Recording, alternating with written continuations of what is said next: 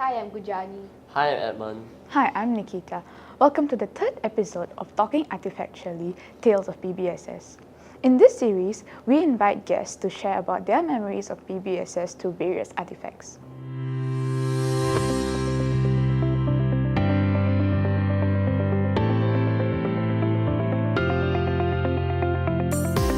Our guest today is Madam Haryati. She has been in BBSS since 1988. Over the years, she has served in a different number of CCAs such as the Chinese Orchestra, the Military Band, the Home Economics Club, and the Entrepreneur Club.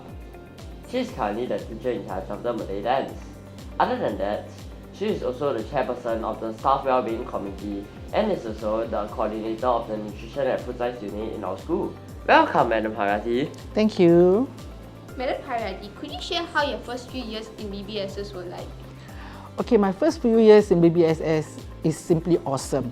Wow, how is it awesome? Can you elaborate more? At that time, it's not a single session school yet, and the batch of students are smaller. We are like a family, one big BBSS family. That's really good to hear. Now, over here we have the very first apron sewn by Madam Haryati in the past. So, Madam Haryati, could you tell us what are the fond memories you made with this apron? Okay, as you all can see, this apron is really very antique and unique. Why I say so is because this is my very first machine sewn apron, which I made myself. I still remember the day that I need to get the material. I have to rush all the way to Woodlands to get this material, and I kind of rush through it because I need to get it ready in 2 days' time before I start joining BBSS.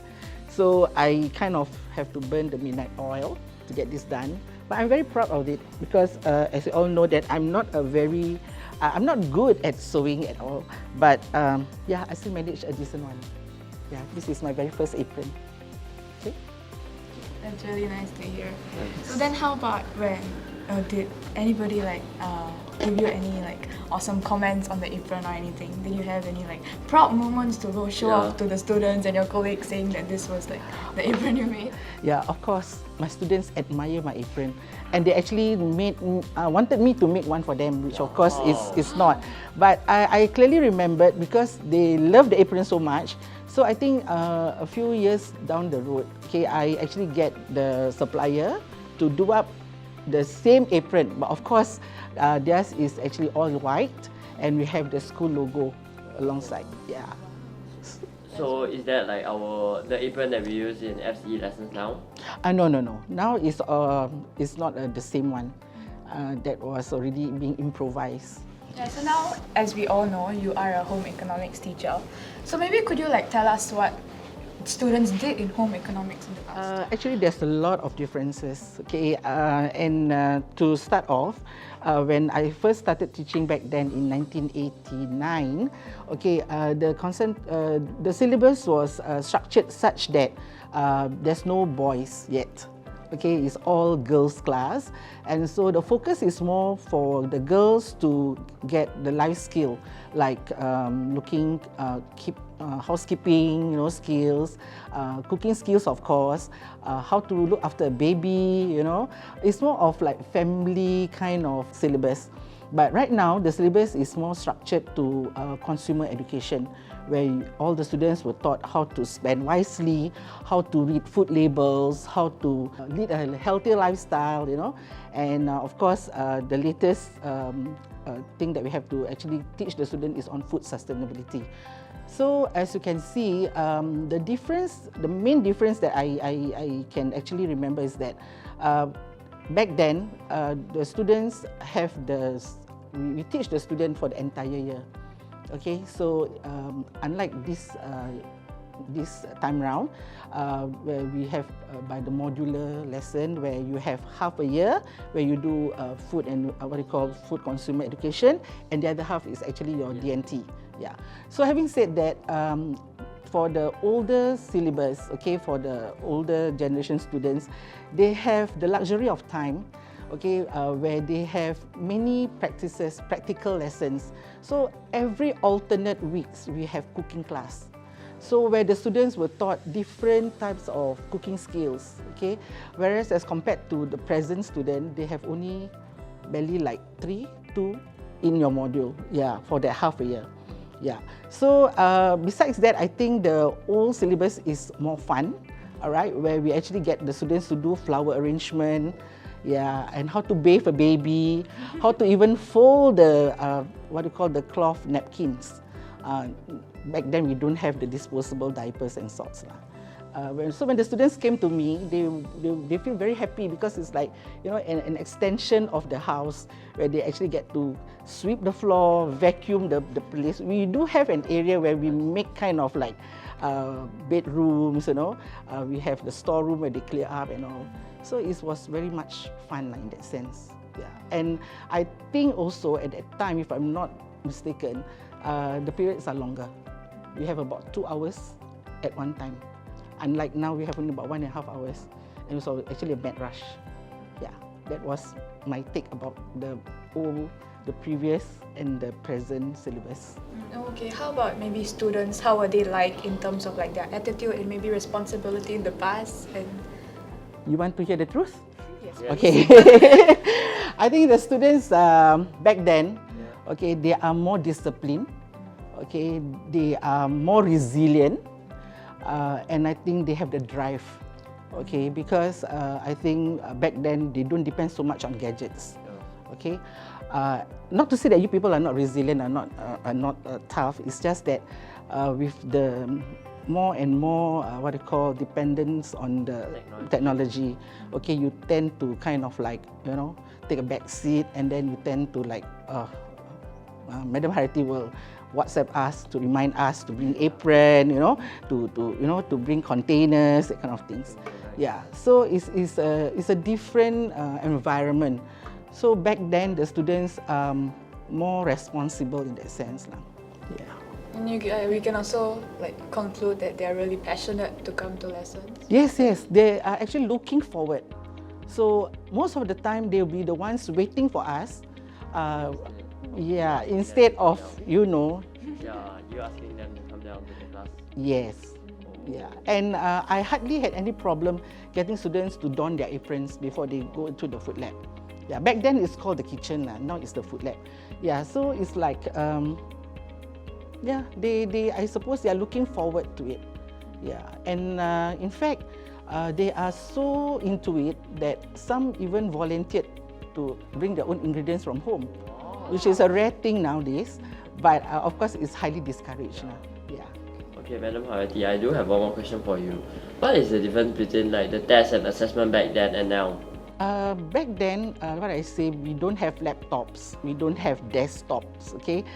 So basically, it's just like a test that they have to, it's a written test most of the time, where I have to prepare the questions and then I just, you know, kind of print it out and to be given to students. Back then, when I'm on MC, if ever I'm on MC, I will have a stack of what I call lessons prepared for them to actually do during my absence. Unlike now, with the modern technologies that we have, okay, we can have lessons through your SLS platforms. Okay, then you can even submit your work through your Google Classroom. You know, back then there's no such things. We don't even have emails. Okay, we have, the teachers have, but the students can't email to us. Yeah, they don't even carry the handphones with them. So can you imagine if, let's say, they were absent from school, I literally have to call up their home, their house phone. Yeah, which is actually very good. Then I know that they're at home. Okay, Madam Haryati, can you tell us more about the practical test, the difference of the practical test also? Like what I say, because at that time we have the luxury of time. Okay, so we actually bring them to the process where they actually have to choose their dishes.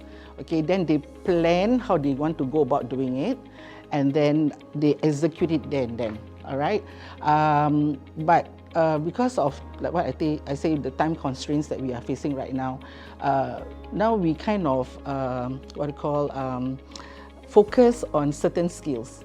Okay, and everybody will do the same thing. For example, like you all have it, you all experienced it like this year, where we actually tested you on your rubbing in skills method, right? So, but of course, the demands are different back then. Back then, what I tell you is the skills that you're looking out for. But right now, for you people to actually to be more analytical. So kind of we give you a task question, ethnic food. So we want you to do a research more on what do you mean by ethnic, okay, and how can you infuse that. So because our NFS lesson, or rather our food consumer education, have to move alongside with the times. So now students don't eat, for example, okay, just mee rebus per se.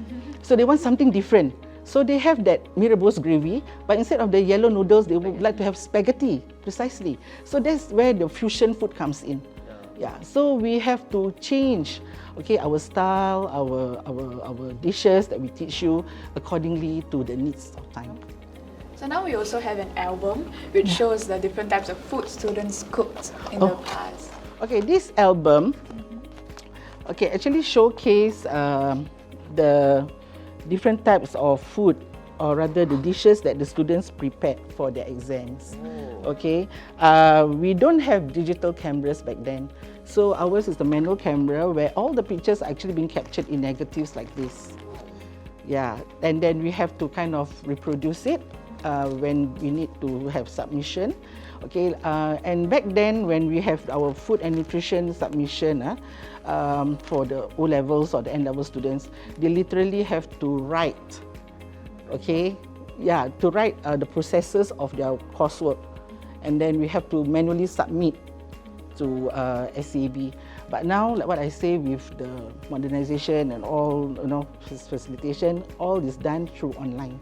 So in fact, right now also, as you can see, we still have the practical exam, but everything is being captured digitally. So I don't even have to make the trip down to SAB to submit physically. I just need to upload everything. Marking is done online, so everything is voila. It's so much simpler than the previous years. These are photos from Madam Haryati's time as the teacher in charge of the Home Economics Club. Can you tell us more on how the CCA was conducted at that time? Okay, back then, CCA days are on Saturdays. So we have the luxury of time. We can start our CCA at 8 o'clock till maybe up to 12:30 or 1 o'clock, all right? So on that Saturdays, of course, my entrepreneur club back then, our main task is to actually sew little things so that we can sell it to our staff, to our teachers, to our students, okay? Just before that, I would just like to share this with you. Back then, yeah, what's this? This is a good question. This is our CCA attendance card, where we kind of take attendance for our students using this card manually. Yeah, unlike now, we have to just need to have our handphone. We can just mark, you know, attendance online. So, and if you can see it, maybe I'll just show to you people here. All right, I have their phone numbers with me here. But if you notice, these are their home numbers. The students don't carry handphones back then. Yeah, so it's kind of easy for me to track their whereabouts. So they're either at home or they're in school. So I think this is one great difference that I can point out at this point now. All right, and then what is it that we do? All right, basically, if you can see here, we have things like keychains, you know, we do frames, you know, and being a home ec teacher, you can see that my frames are all decorated with herbs and spices, you know, that kind of things.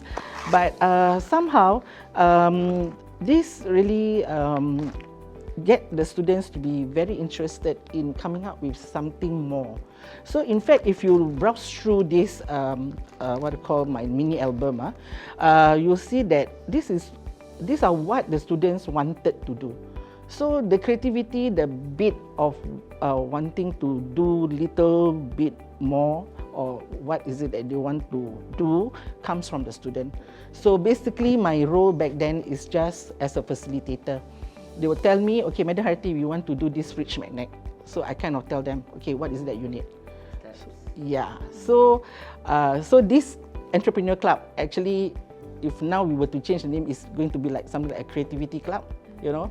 Yeah, so it is very interesting because students get to do things hands-on, you know, that kind of things. And the sales are always superb. It's very good because I kind of tell the students, okay, before we could embark on a certain project, go around, ask how many of them are willing to purchase, you know. Then only we work on it, because I don't want to come to a stage where we prepare so many and then there's no buyers. So it was kind of interesting. We have something like Mother's Day sales, all right, where parents are invited to come over, you know, and then back then, like what I said earlier, we are kind of like a family. So some parents who are really genuinely very interested, they will actually get on board and they actually teach the students as well. Yeah, so it's more like, okay, I learn from you, you learn from us, you know. But of course, like what I say, the things that they need will be provided for lah. And of course, I have to put up a budget for that and all. So it's really a very unique club. Yeah. But again, having said that, it's very difficult to get the boys to be on board, because somehow the boys are so macho. Back then, they feel that, oh, this is not my kind of things. Yeah. Yeah, something like that. But I feel that this group of students, they are really passionate about it. Okay, they actually took their own time to learn how to sew. Some of the students are very good at crochet, you know, knittings and all, because they learn from their parents and they share. Most importantly, I think this group is all about sharing. It's not like I know this, my skill, and that's it. No, we all share. That's why I say it's really like a family. They are all like my. Back then I was still young lah. Okay, maybe like my sisters lah. Okay, if they are now, maybe they are like my daughters. Okay, right. Okay, that's about it. We have like the bead craft and all, bookmarks. It's a lot of things. Like again, I say it's priceless because all been captured in this album. Yeah. Thank you for sharing about the school's economic club. Now let's move on to the teacher's record book. Can you tell us more about it? Okay, this is our teacher's record book. Okay, as you can see, we have all that lesson plans, you know, and we have our students' work records, their marks and all written down over here. This is back then when we don't have what they call computers or laptops or even smartphones where we can record our students' marks. Okay, so this book is actually very, very important. I have to cling to this book like as if it's my dear life, because if ever I were to lose this book, there goes all my lesson plan and whatever that, you know, that is important for us to conduct a good lesson. Yeah, so basically this is like a lesson preparation, okay, where every month we have to bring this down to get it signed or checked rather by our vice principal or our principal himself or herself. Yeah, and then it's also good. I find that it's good because all our work done within that week is being documented. In fact, it's also a good way for us to do a reflection on our teaching for the entire week. So if there is a need for us to improve on any aspect of our teaching, it could be done in the following week. Yeah. So like what I say, this is really very important for every teacher to have back then. Okay, but now we don't see any teachers carrying this around anymore because it's no longer in use. Thank you, Madam Haryati, for your time. We really appreciated the conversation that you had with us. With that, we have come to the end of this episode. Thank you. Thank you. My pleasure. Thank you.